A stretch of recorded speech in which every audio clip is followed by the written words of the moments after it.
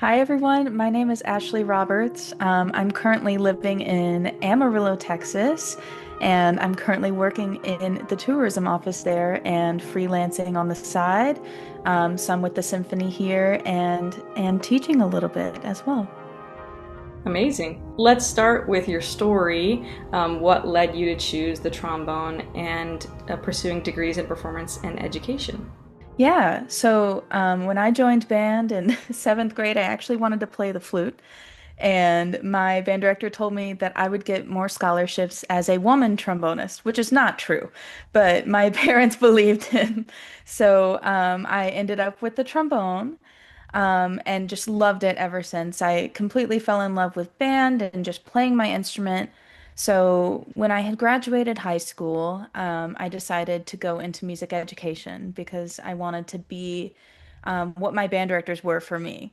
Even though I was getting a music ed degree, it was kind of treated like performance as well. So my professor was very big on like pushing us to be very good on our instruments and practicing all of the time. So when I graduated, I had no idea what I wanted to do or which direction I wanted to go.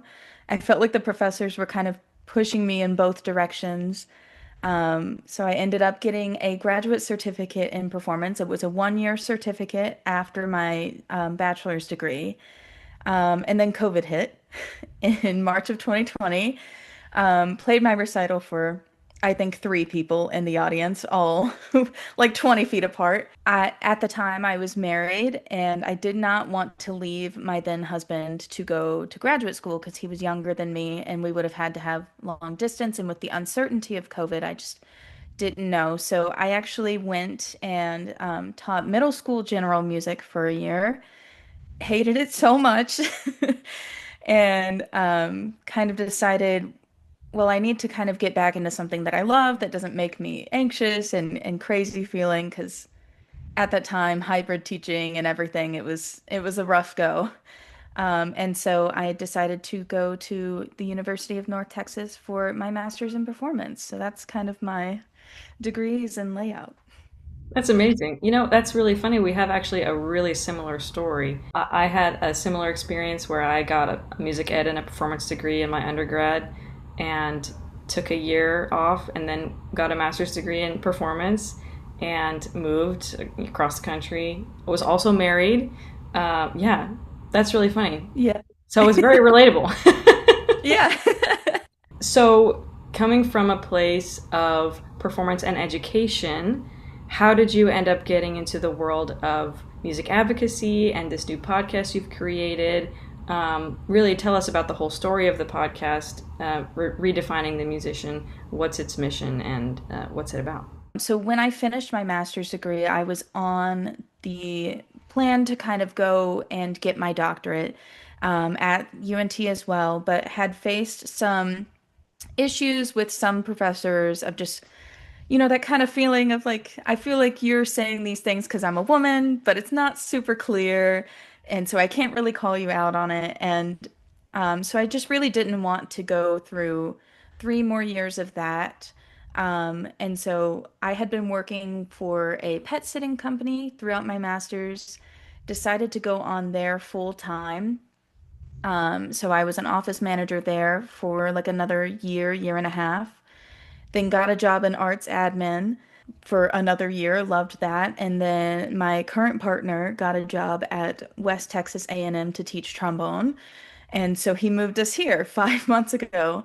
And there were no arts admin jobs. And so now I'm working in tourism. So with my background of kind of being all over the place, a lot of that came with just feeling like I was losing my identity, losing who I was, and not feeling a lot of support from these people who were all my really good friends, all of these musicians who I really cared about and really wanted them to have high opinions of me. I had this perception that I was alone in leaving music and that I was a failure for leaving the performance and education world. And so all of those things kind of culminated to me starting this podcast. The goal with redefining the musician is really to create a space for people who are struggling with some of the things that happen in the music world.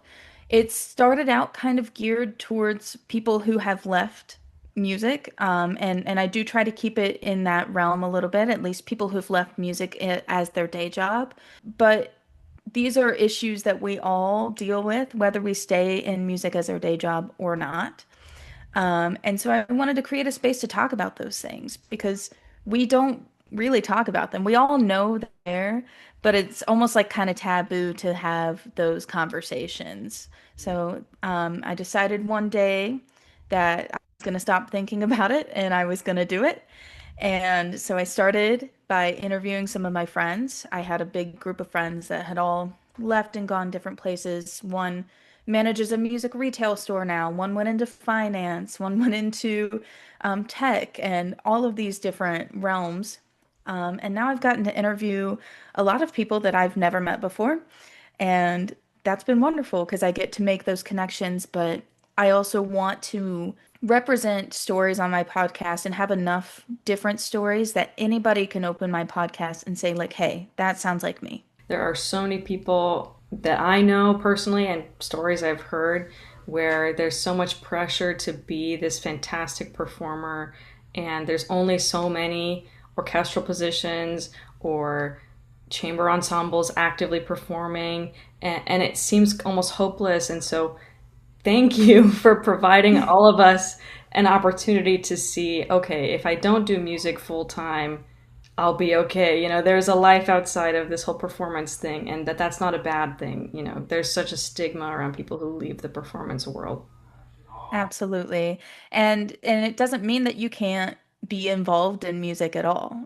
Like there's so many people that like myself. I go and freelance with the symphony. I have a student that comes to me every week. So I still have those parts of my life. It's just not what's paying my bills and putting food on my table. Which is a very important thing. Yes. It is needed. Yes. So, of the couple episodes you've done, more than a couple, what are some memorable moments or maybe your favorite conversation you've had, and why was it so special?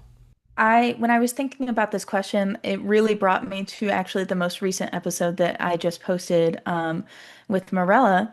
She started out as a freelancer and was kind of built this whole pocket of areas where she was freelancing. And so she was driving all over the place, going, going, going all the time, saying yes to every single opportunity that was out there because that's what she was supposed to do. And now she is a music educator and she teaches beginning band.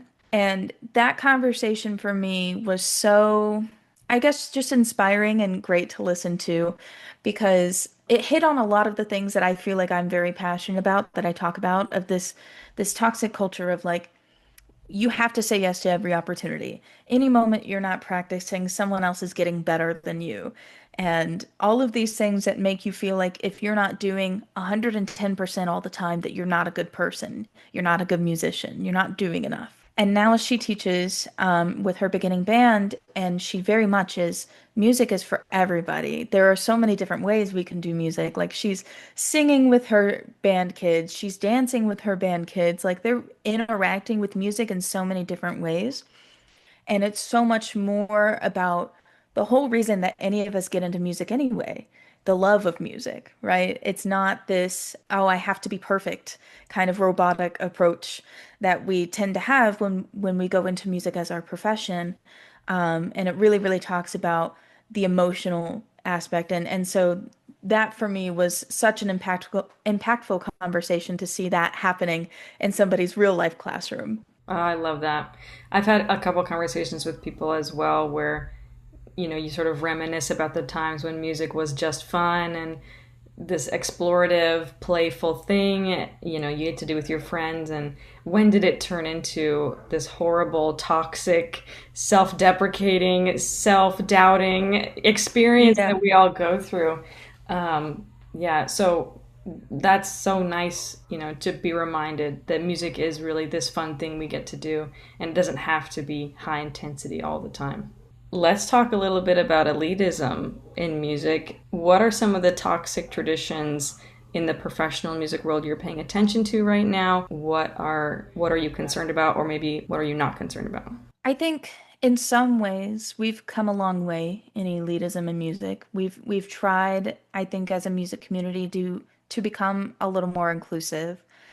And in that same breath, I think, especially, in the orchestral world, thinking about the repertoire that people choose, and oh, we have to choose one of the greats because if we don't choose one of the greats, people won't attend our symphony concerts, and we have to have this kind of music, and we have to have these kind of people that are coming to play our music. There's just these kind of ways of going about the music world that are just natural. And as much as we've tried to fight against them, I think it still lives a lot in that like older generation that is still out there. And so that makes things really tough. I think the biggest part of this elitism is that we only feel like music is for some people. Music is for only you if you have studied music and you're good enough and you have a good enough understanding. And that's just simply not true. Music is like everywhere, it's a part of our culture. And it's my belief that we should be inviting everybody to interact with music on some level. That doesn't mean everybody has to come and play in the symphony, and be able to play certain difficulty levels of repertoire, but we should be allowing people to come in instead of pushing them out. And I think the way that we approach the repertoire we play, how we present the repertoire that we play, like I'm sorry, a 2.5 hour symphony concert is not going to be a good time for most people in the community. It's too long, you know? There are so many ways that we could have listening notes or something like that that makes it easier for people to interact with the music that they're hearing. I think also something I struggled with a lot in school was the fact that orchestral music was the end all be all. As much as I really enjoy playing in the orchestra here, it was not ever my thing.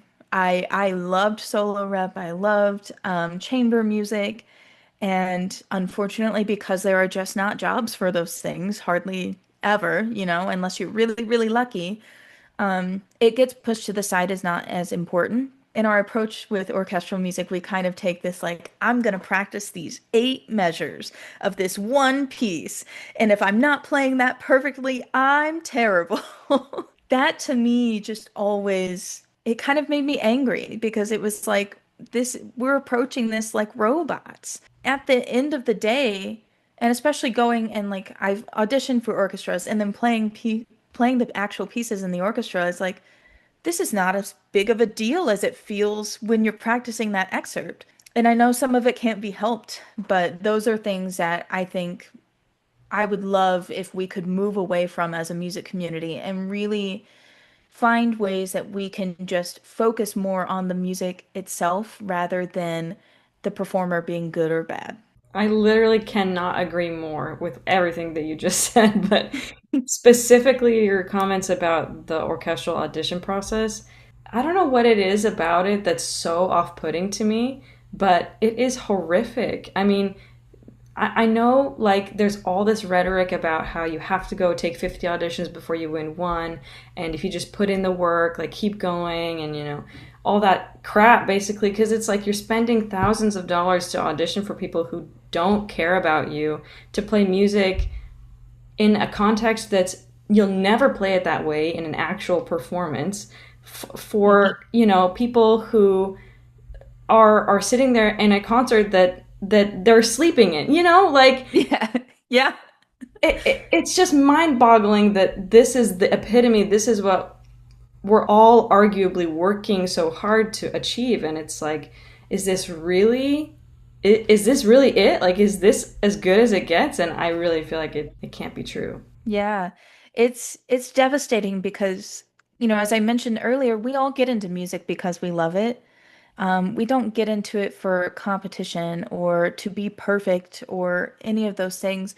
Those are unfortunate things that come along with the field right now.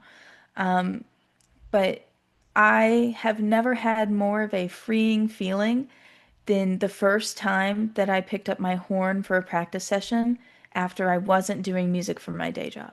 It was extremely liberating. And I I've talked about this before in other episodes of my podcast, but I don't necessarily feel like I'm a better operator of my instrument than I was when I graduated with my master's. I think I'm about even to where I was, but I feel like I'm a much better musician. So, what are some ways that we can combat these toxic cultures and traditions when they've been going on for hundreds of years? It's a tough it's a tough question, and I think it takes the awareness. And I think it takes just like the motivation from people to want to do it. There's going to be a lot of people who are kind of perpetuating the toxic things that they don't want to do it because the change doesn't benefit them, and the way things are does benefit them because the system plays into who they are. I think a lot of it starts in music school and in colleges. And so I think it starts with the professors and talking to your students about how you can be a better musician and not, it's not to say that you shouldn't push them to practice if they're not meeting expectations or that you shouldn't show them that it does take hard work. And that's, I want to be so clear on that. In nothing that I'm saying am I saying that we shouldn't work hard. But what I am saying is that we shouldn't work so hard to the detriment of ourselves. And it's the airplane analogy, right? You have to put your own oxygen mask on before you can help somebody else. You've got to be able to take care of yourself before you can like have an efficient practice session, before you can really tackle something. If you've gone all day long and you have like zero spoons left, that practice session is not going to be beneficial for you. I think it also starts in the way that we talk about the value of musicians. I know auditions are a thing. They're probably always going to be a thing. But talking to your students about, well, it's okay if you made fifth chair, or it's okay if you made the second band, or things like that. It doesn't mean that you're not good enough. And a lot of people approach it that way. It's like, oh, here's the good people, and here's the people who are not good enough. And I think that's so wrong. It doesn't mean you're not good enough. You're just at a different point in your journey. And or you might have different goals in your journey.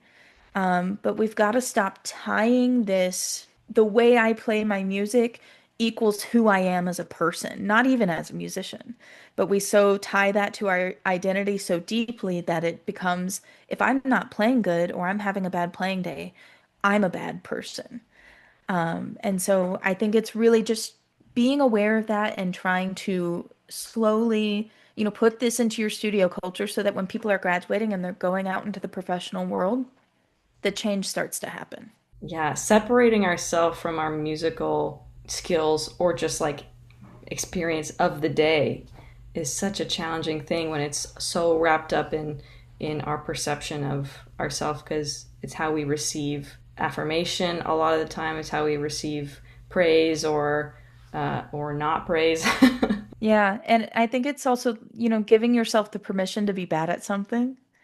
Something that I've really been able to kind of start to learn as I've been separated from, oh, I have to do this to pay my bills. And it doesn't even have to start with music. Like, go do another art form. Go paint a terrible picture and just be okay with it being bad and just doing something for fun. And then I think eventually, like, you can transfer that to your instrument. Like, sometimes you do have to be serious and you have to practice and really have set goals. But if you're in a cloudy fog, like allow yourself to go do something fun on your instrument, something that does not matter at all, and something that you give yourself the permission to be bad at. Yeah. Yeah, the world will not end if Yeah.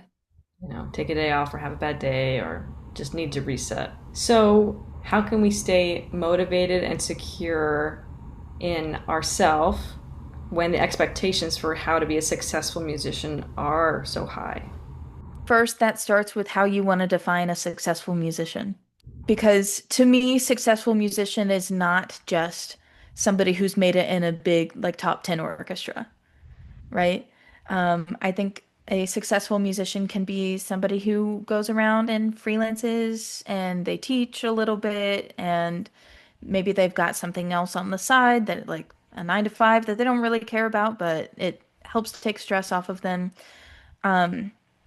I think if you are very dead set on like success for you is being a professional musician as your day job, then I think it's very important to understand that we have these ways of doing things, and those ways are important, and unfortunately, those ways are not gonna change overnight. And so we have to understand that, but also understanding that any step forward is a step in the right direction. And celebrating those small things of getting better. Even if you sound worse on something today than you did yesterday, like, girl, that probably just means your ears are getting better. Like, your playing might not sound better, but it's because your ears are getting better. You're becoming a better musician. Or you have a terrible practice day, but you're going and you're listening to some music or something like that. Like, you're allowing yourself to become more familiar with things. Like, there are so many ways that we can be successful and that we can help ourselves to step forward. And that does not necessarily mean that we have to sit down and practice for 4 hours a day. I think it also has to do with being able to prioritize. I think there's a study out there. I think it's like 20, it's either 20 or 40 minutes, but like there's only like so much time that your brain can actually focus on something. And after that, it's not really doing anything for you.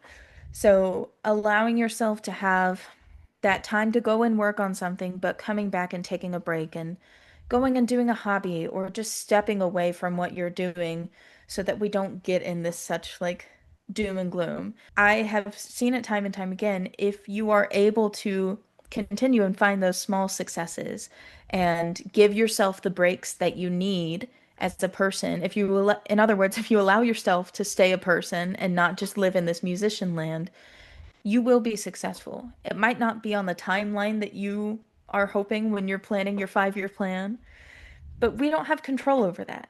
All you have control over is getting better little and little every day. Now that you have a non-traditional job, but you're still performing, how has your practicing changed, and how do you balance having a full-time job non-musically with freelancing on the side? Because I think that's a big fear for a lot of people who are leaving college and want to make a living but also want to keep performing, and now all of a sudden I don't have 10 hours in the day to go to class and do practicing. So what does that look like for you, and how do you manage it? I don't practice every day because I don't need to. If I teach a kid once a week, so I make sure that I'm sounding good enough to be able to teach him. But sometimes those lessons turn into kind of a little bit of a practice session for me because I'm playing with him on his all region, or we're working on some warm-up stuff, or we're working on a solo. So I find ways in that to be able to practice. If I've got a symphony week coming up, I tend to practice like a couple of weeks leading up to that. And I just try to take small chunks after I get home from work. I allow myself to decompress and try to take small chunks and work on those small chunks. And then when I'm done for the day, I'm done. I don't want to overwork myself because my brain has been focused on something else for 8 hours of my day. And I want to be able to be a human outside of all of the things that I do. And so I think it's almost a better approach than I had when I was in grad school, in the sense of like, I know that I've got my practice time and that time is just like the time that I'm focused. And so because I know I only have that time carved out, I'm able to focus more and get more done, if that makes sense. There's also not a ton of pressure for me to like a lot of the things that I'm practicing are things that I am very capable of playing. And so really the worst part about it is endurance. I'm not a worse player than I was. It's just having the endurance. And so just being able to get the horn on my face for a couple of weeks usually does the trick for me. So what you're saying is, if I don't practice every day, I won't sound like a middle schooler again? It doesn't just disappear? I know it's crazy, but it's true. It kind of sounds like maybe not, but do you find it hard at all to compartmentalize practicing and the rest of your life? Do you separate them? Because I find that, especially if I'm practicing in my house, sometimes it's just like the practicing bleeds into the whole rest of the night, and I like can't put the trumpet down for some reason, or I feel guilty if I'm not picking it back up later in the night. But it sounds like for you, it's like this is my practicing and then I'm done. I have gotten so much better at prioritizing that when the pressure was taken off. I used to have a lot of, and it took me, I won't lie, a couple of years to get over that guilt.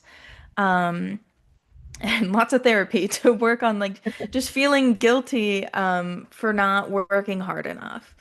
Um, I honestly think having the 9 to 5 job helps with that. And having something that's not related to music or just like an office job, right? Even my arts admin job was an office job at the end of the day. And you kind of learn through those jobs to you go home and you don't think about work until the next day because you're not getting paid to do it, so it's not worth your time. And you already have to be there 8 hours of your day, so why are you going to spend more time thinking about it when you get home? And that has allowed me to kind of put that with my practicing of I'm going to practice, I'm going to do what I can, and I'm going to sound as good as I can. I'm still a perfectionist, unfortunately. That's still a very big part of my personality. And so I'm never going to show up to a gig unprepared. I'm never going to show up to a gig not sounding good. I still have the goal of being the most prepared person in my section. But I try to get my schedule in a way where I have the time to practice that so that when I'm done, I can just be done. And I go do something else. I try to be active at night. And so usually it's like I'm gonna go to my apartment gym, or I'm gonna go on a walk, or I'm gonna go watch this reality TV show on Netflix and get my mind off of things, whatever you have to do. But I think for me, it's created a lot healthier of a relationship with the musician part of myself. That's great. Moving to a slightly different topic in terms of maybe what people might expect from an IWBC podcast, which is what advice might you give to someone who feels unsupported, underrepresented, unwelcome in the brass community or the professional music world as a whole? I think the most important part of when you feel unsupported or unwelcome is being able to find your people. And no matter what place you're in, no matter how bad it is, there are people out there for everyone. You just might have to look in a place where you're not expecting. So finding the people who are like you, who will support you, is super important so that you don't feel alone in the things that you're doing, because feeling alone can make things feel a lot more miserable. I think it's also important to remember that you're not the first person that has gone through whatever you're going through. And there's a lot of us out there who have fought through it and who have become successful. So don't feel like, try to not, I'm like, don't feel anxious, but try to not feel anxious or feel like you're not going to be able to be successful. And if you're in a situation that you are able to get yourself out of, if it's a gig that you're playing with people that you really hate, or if you're going to school with people who are not supporting you and you're not getting that support from anywhere, it's okay to make a change. If that's a possibility for you, it can feel extremely scary, but sometimes that is the best thing for you. I just had a former student who was going to a school, she was in her freshman year, and she just really was not doing well at the school and just did not feel supported in the ways that she needed to, and so she transferred. And it's working out great for her so far. She's feeling so much more supported, and she's able to work on the things she needs to because she's not so worried about that mental games that she has to play every day. So find your people and don't be afraid of change. One of my last questions for you. In our constantly evolving musical landscape, what advice do you have for musicians who hope to build a sustainable career in music, whether that's full-time performance, part-time performance, and another musical career like arts admin, or something completely non-traditional? The biggest thing that has stayed kind of consistent with music and getting gigs and being able to have those things that help build your career is being around people and making those connections. And so I think we often have a tendency to not do things that we don't feel like are going to be helpful, but you never know where you're going to meet someone else later down the road. You could play some community band gig with somebody, and 10 years down the road they've got a gig and they're like, "Oh, I loved working with that person. I'm gonna ask them and see if they're available." You could go do some random volunteer thing and get an opportunity from somebody like later on. You never know how your life is going to play out. So don't try to predict that. Just take the opportunities that you can take and take them with a good attitude. I was subbing in a brass band, a volunteer brass band, for example, and another person that I knew was also subbing, and he came in with the world's worst attitude, and he just hated that he was there and was so upset.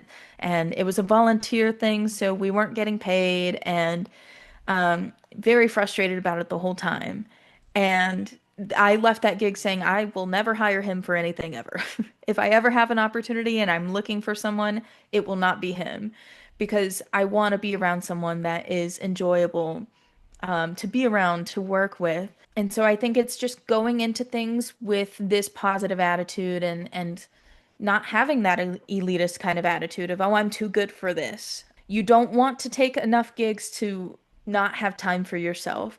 But if you get the opportunity to do something and you're like, oh, that might be cool, and yeah, I might be the best musician there, but who knows who I'll meet, go do the thing if you have the time because it's all about connections at the end of the day. Yeah, that's definitely been true for me.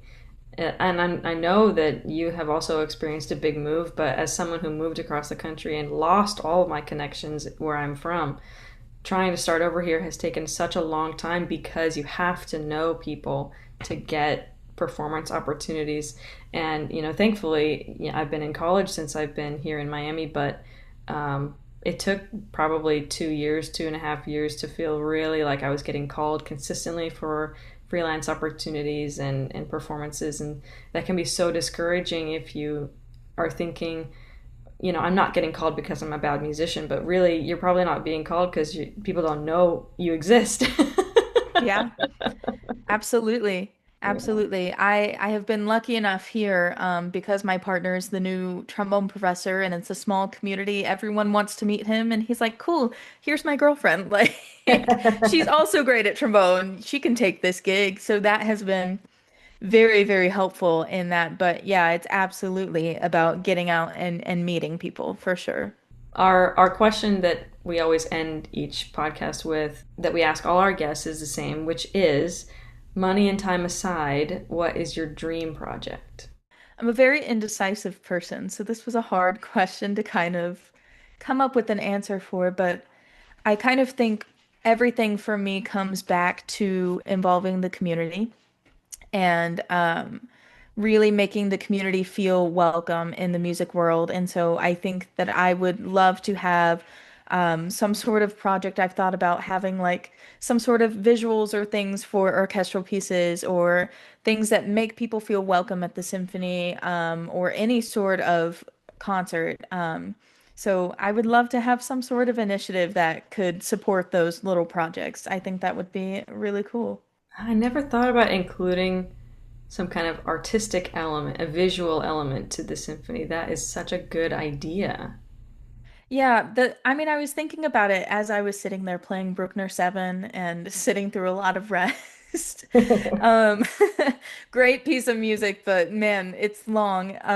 Yeah. And so I was really thinking about that and like thinking about the way that we consume any type of art right now is through a screen of some sort or through some sort of movement. And so when there's no movement or other thing happening, it can be really hard for people to be able to like stay focused and like pay attention to what they're hearing and therefore makes it hard for them to want to go because it can be boring for people, especially if they're not trained in the music. But giving them some sort of resource to help them understand the context more, I think is always helpful.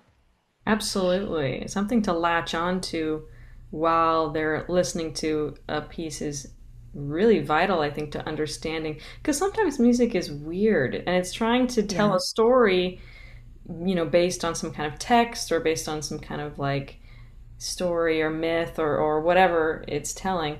And it just sounds bizarre. And if you don't know what it's trying to say, it's like, why are the trumpets doing that? And why is the clarinet sound like? Yeah. Yeah.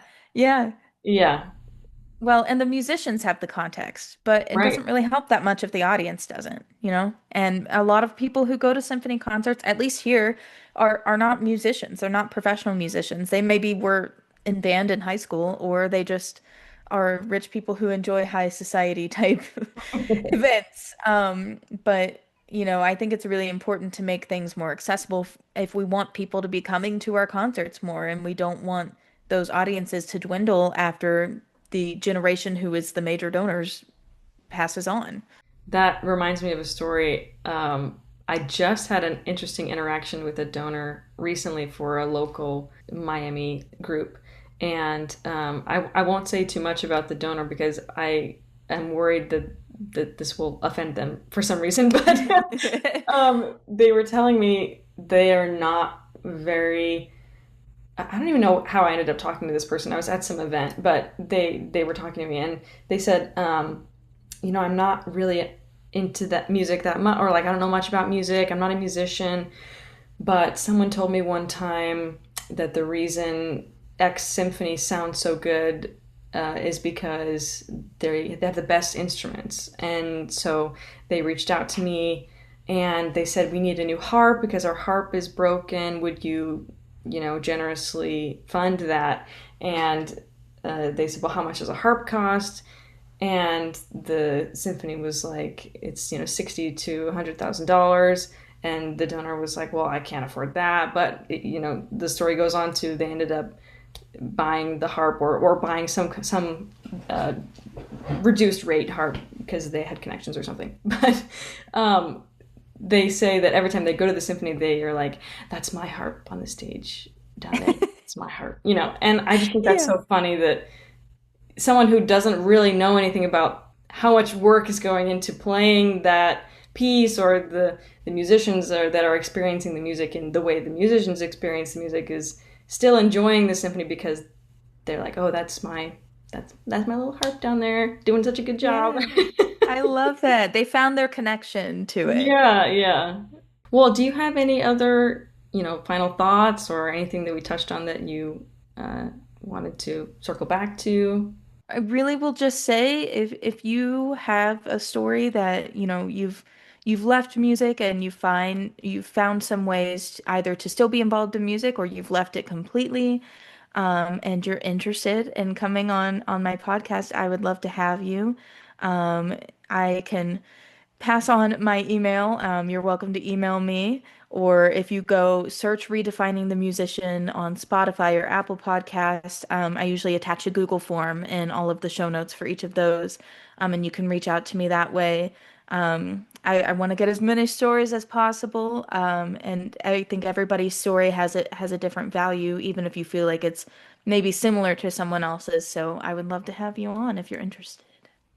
Amazing. Yeah, we will definitely help you spread the word because it's a really great podcast, and I hope you get millions of viewers, millions of guests. It's going to be great. Thank you. That's the eventual goal in maybe 50 years. That's great. Well, thank you so much for coming on, Ashley, and for sharing your story. It's been a really great conversation. Yeah, thank you, Amy, for having me. Thank you for listening to this episode of IWBC's Brass Flexibilities. My name is Amy Batchelder, and it's been my pleasure to host and edit today's interview with our esteemed guest, Ashley Roberts. A special thank you to our wonderful producer, Dr. Lauren Rudzinskas, and the members of Monarch Brass who you can hear in the intro and outro music performing IWBC's 2025 commission, Rise. To learn more about IWBC and how to get involved, please visit our website, myiwbc.org, or our social media pages. If you'd like to be featured on the podcast or know someone you'd like us to interview, please reach out using the email info@myiwbc.org. You can stream this podcast on all major podcasting platforms as well as our YouTube page and social media. You can support IWBC via donation, volunteering, or attending our holiday brass concerts in St. Louis, Missouri and Baltimore, Maryland. See you in the next episode of Brass Flexibilities.